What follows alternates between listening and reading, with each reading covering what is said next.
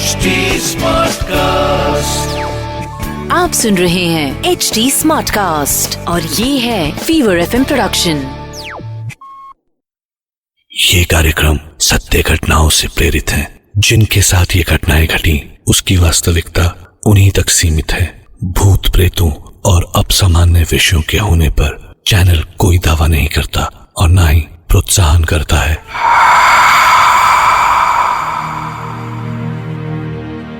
कहते हैं कल्पना हकीकत से ज्यादा बड़ी और अद्भुत होती है, लेकिन सच और सपने के बीच का फासला भी बहुत कम होता है। कई बार हमारे साथ घटी घटनाएं हमारे लिए तो हकीकत होती हैं, पर औरों के लिए कोरी कल्पना।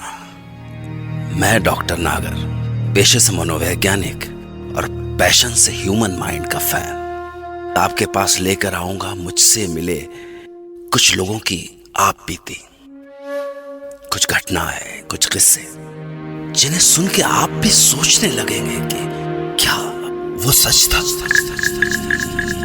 क्या वो सच था? आज हम सुनेंगे मुंबई से अनुज जोशी की कहानी। अनुज, जो भूत प्रेतों की बातों पर विश्वास नहीं करते थे।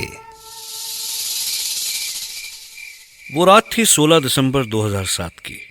मैं मुंबई पुणे एक्सप्रेसवे पर तकरीबन 100 के ऊपर की स्पीड से मुंबई वापस आ रहा था।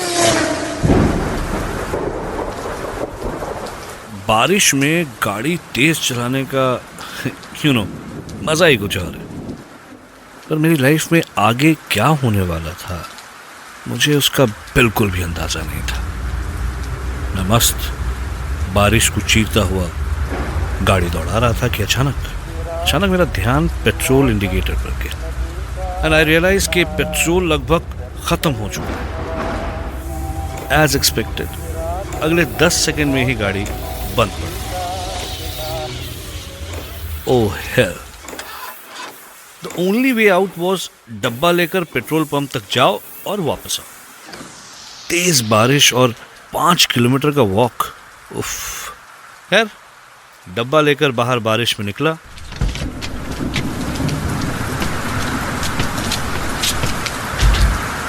भगवान का नाम लिया और चल पड़ा। तब लगा जैसे भगवान ने मेरी सुन ली, क्योंकि 10 कदम ही चला था कि देखा कि पीछे से एक गाड़ी चली आई। मैंने लिफ्ट मांगी और गाड़ी रुक दी। अब मैंने कांच पर नॉक किया, होपिंग कि मुझे लिफ्ट मिल जाए। लेकिन जब कांच नीचे हुआ तो पता नहीं क्यों एक अजीब सा डर लगा।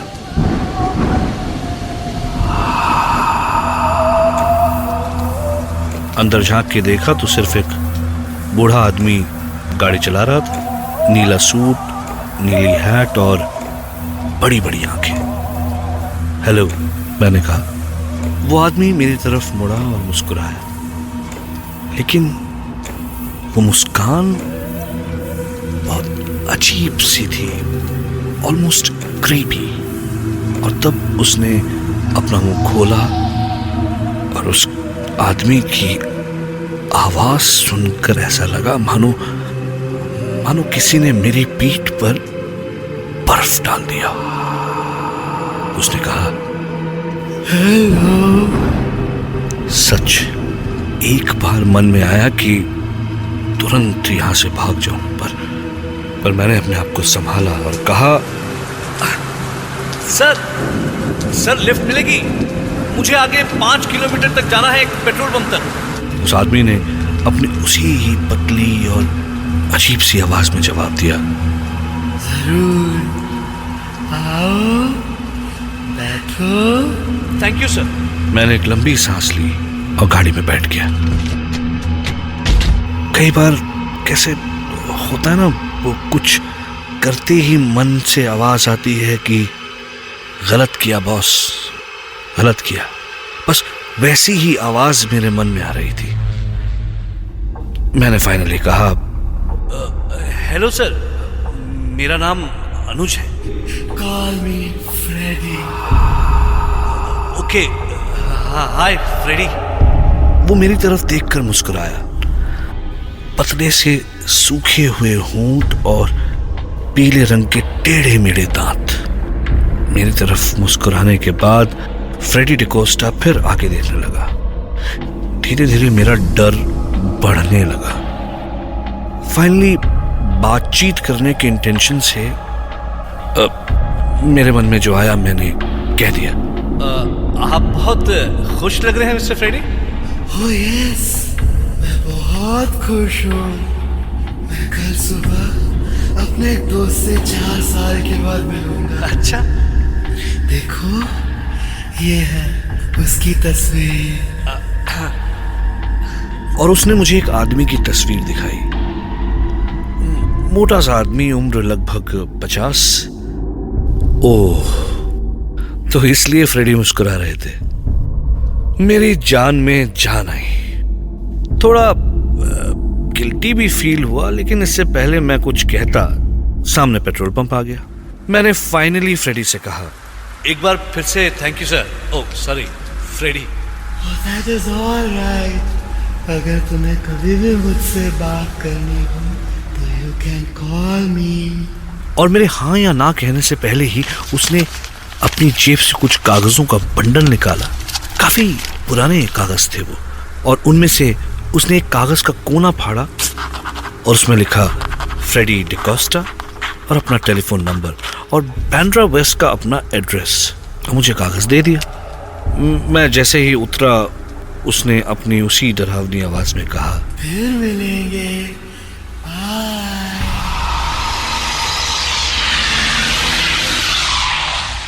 और तुरंत कार निकल गई। मैं उसके तुरंत बाद अपने कपड़ों को बचाते हुए पेट्रोल पंप में घुसा। वहां खड़े पेट्रोल अटेंडेंट ने मुझे देखकर पूछा, क्या साहब, आपकी गाड़ी बंद पड़ गई है क्या? हाँ यार, तो अच्छा हुआ कि लिफ्ट मिल गई। लिफ्ट? काय का लिफ्ट साहब, आप कितने दूर से चलते आ रहे? सही मायने में मुझे अब डर लग रहा था। भाई मैं पेट्रोल पंप के सामने एक गाड़ी से उतरता हूं और पेट्रोल पंप के अटेंडेंट को दिखाई नहीं देता। ये बात बहुत अजीब थी। मैं जैसे तैसे अपनी गाड़ी तक पहुंचा और गाड़ी चलाते हुए फाइनली घर आ गया। अगले दिन सुबह उठकर ऐसे लगा मानो कि सब कुछ सपना था। लेकिन मॉर्निंग न्यूज में कुछ देखा तो सब कुछ याद आ गया। एक प्लेन क्रैश की न्यूज टीवी पर आ रही थी। मरने वालों की फोटोग्राफ्स दिखाई जा रही थी और उसमें से एक मरने वाले की तस्वीर थी। मैं तुरंत पहचान गया उसे। मुझे बहुत बुरा लगा। अरे ये आदमी तो वही है जिससे फ्रेडी डिकोस्टा 4 साल बाद मिलने वाला था। मैंने तुरंत वो कागज ढूंढा और उस नंबर पर कॉल किया। एक औरत ने फोन उठाया और मैंने कहा कि फ्रेडी डिकोस्टा से बात कर सकता हूँ। तो उस औरत ने गुस्से में कहा, What nonsense? क्या मजाक है ये? और फोन रख दिया। मुझे बड़ा अजीब लगा। मैंने फिर से कॉल लगाया। हेलो, अपनी मालकिन या मालिक को फोन दीजिए। और ये कोई बात करने का तरीका है? सामने से औरत ने मुझसे भी ज्यादा गुस्से में कहा, Do you know? आप मेरे हस्बैंड फ्रेडी डिकोस्टा के बारे में बात कर रहे हैं, जिन्हें मरे 4 साल हो चुके हैं। मुझे अचानक ऐसे लगा जैसे मैं अपनी सीट के अंदर ही धंसता जा रहा हूं। कुछ समझ नहीं आया। गला सूख गया। कल रात जो मुझे मिला, कहीं वो फ्रेडी का? अब सिर्फ एक ही चारा बाकी था कि मैं उसकी बीवी से जाकर मिलूं।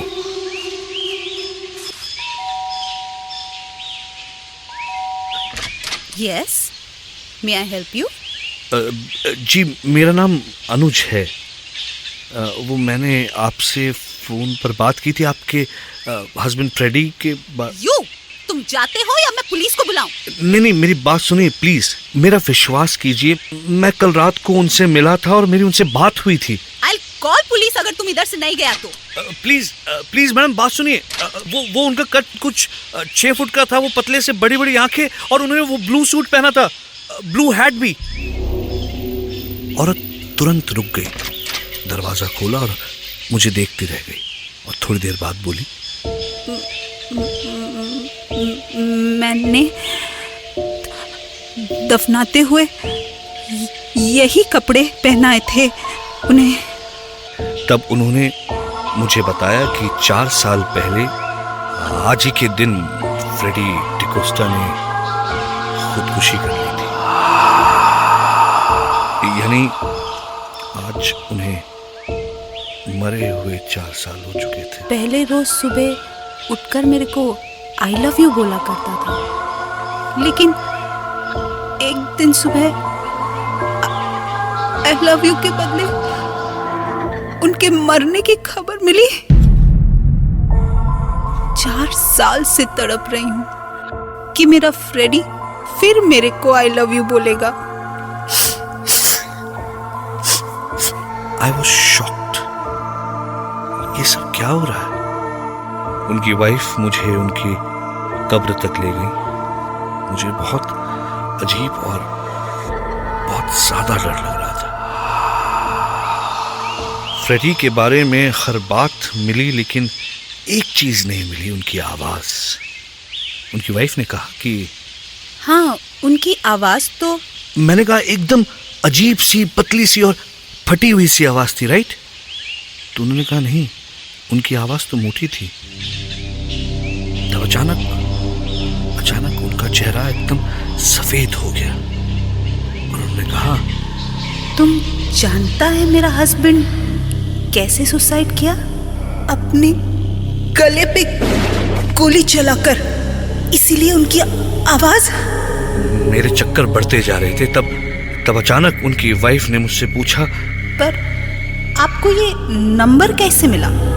हाँ, उन्होंने मुझे वो कुछ कागजों का बंडल था उनकी जेब में, जिसमें से एक कागज फाड़कर उन्होंने मुझे दिया। अचानक मानो उनकी आंखें और बड़ी हो गई और उन्होंने कहा, किधर है?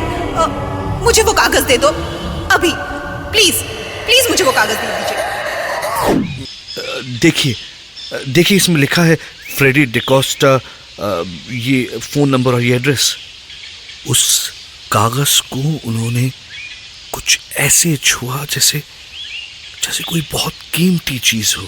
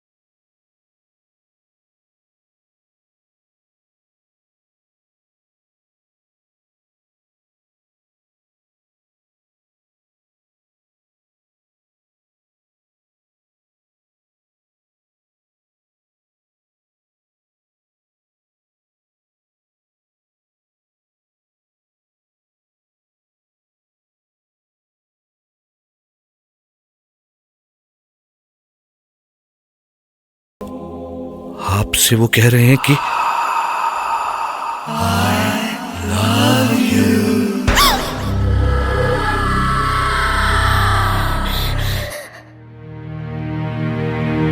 हमारी चेतना पर किसी का जोर नहीं है। सपनों को तो आप बुलाते नहीं हैं, लेकिन वो फिर भी आते हैं।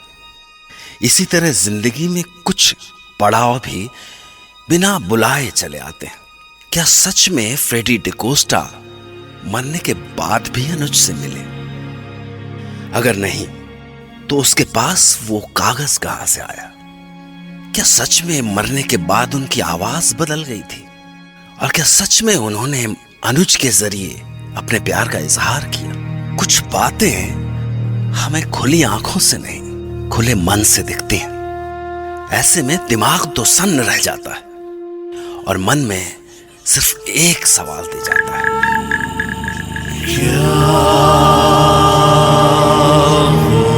सच था?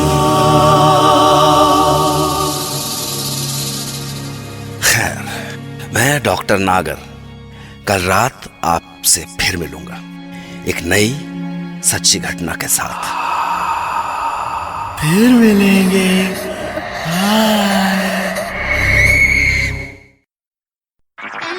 आप सुन रहे हैं HD स्मार्ट कास्ट और ये था fever FM production. HD Smartcast.